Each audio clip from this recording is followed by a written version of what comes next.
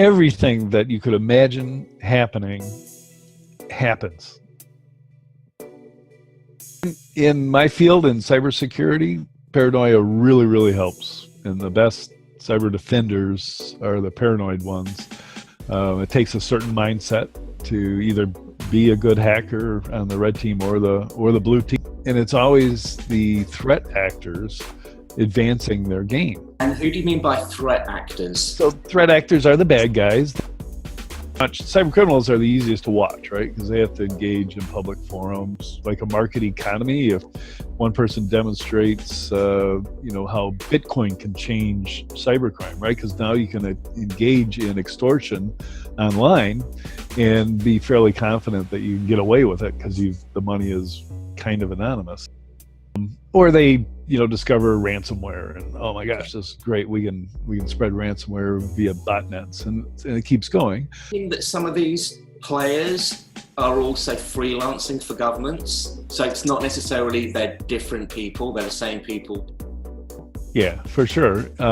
You go where the opportunity is.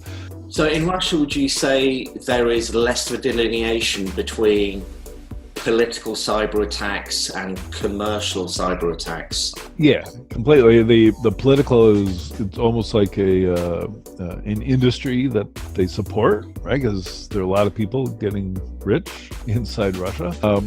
Russia, you can't help but think of the word thug. So if you are a cyber criminal organization that's really good at breaking into any targeted site you want to, then if you're asked, for instance, to gather as much information as you can on electoral bodies in the United States during the previous election, they can do that. They know exactly how to do it, and they can be very successful at it. Do you think there's a possibility that banking could go down, that power grids could go down in the US or in Europe? Yeah, easily. Anytime. It just takes sufficient motivation. Why would Russia do that? Well, there was a lot of chatter coming out of my sources in Israel. And at one point, I guess we were threatening to freeze accounts of Russian oligarchs.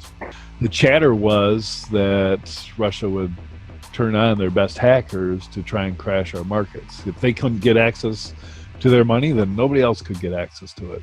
It's a playbook way back from the Soviet Union era.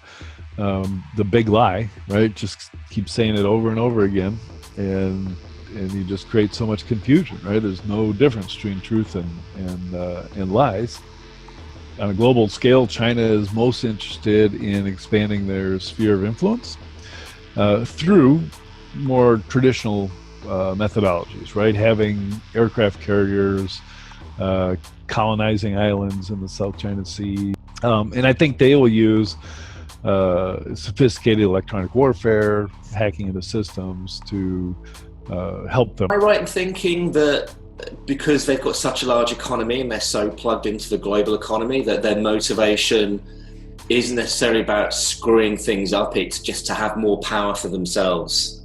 You really have to step back and look at their long-term plan, which is 100 years, right? Which is to dominate the world economically and intellectually. So small steps for them don't necessarily mean gaining more power, right? Because their economy is so dependent on the global economy, they would want to ensure stability in that global economy.